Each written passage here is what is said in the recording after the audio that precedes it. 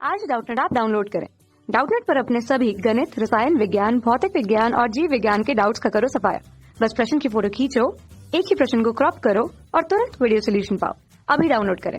प्रश्न है, उदाहरण सहित किसी अपक्षेपण अभिक्रिया का वर्णन करें। दोस्तों मैं यहाँ पे उदाहरण सहित किसी अपक्षेपण अभिक्रिया का वर्णन करके बताना है, ठीक है। तो हम देखेंगे दोस्तों कि मान लेते हैं एक उदाहरण ले लेते हैं, ठीक है। उदाहरण में ले लेते हैं हम सोडियम सल्फेट। उदाहरण ले लेते हैं हम, पहले उदाहरण लेते हैं फिर उससे हम समझ लेंगे कि अपक्षेपण अभिक्रिया होती क्या है, ठीक है।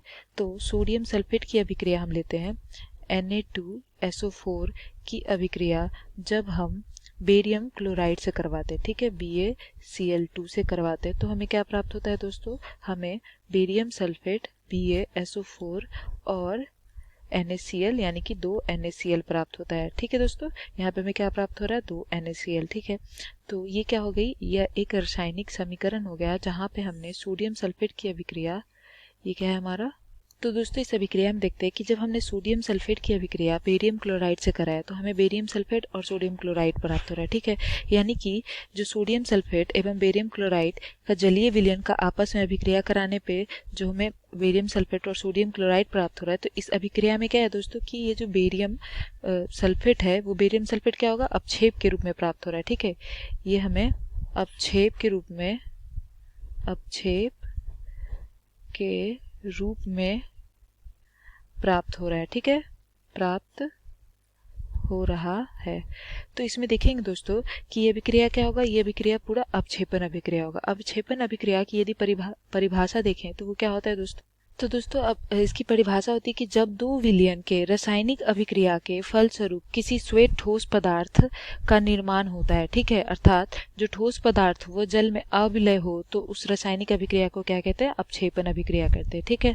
और जो अभिक्रिया में प्राप्त होने वाला ठोस पदार्थ होता है वो क्या होता है, वह अपक्षेप कहलाता है, ठीक है।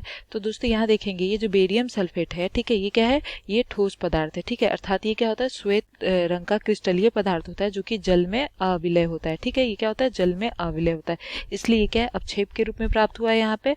और हमने देखा कि अपक्षेपण अभिक्रिया क्या है दोस्तों कि जब दो विलयन को रासायनिक अभिक्रिया के फलस्वरूप, दो विलयन क्या है, सोडियम सल्फेट और बेरियम क्लोराइड का दो विलयन को फलस्वरूप किसी अभिक्रिया कराने पे फलस्वरूप ये क्या हो रहा है, ठोस पदार्थ का निर्माण हो रहा है, ठीक है, श्वेत ठोस पदार्थ जो कि बेरियम सल्फेट है, ठीक है, तथा ठोस पदार्थ क्या है, जल में अविलय। तो बेरियम सल्फेट दोस्तों जल में विलय नहीं होता है, अर्थात उसे क्या कहते हैं दोस्तों, हम उस रासायनिक अभिक्रिया को हम अपक्षेपण अभिक्रिया कहते हैं, और जो ठोस पदार्थ प्राप्त होता है उसे अपक्षेप कहते हैं, ठीक है। तो ये हमारे प्रश्न का उत्तर हो गया।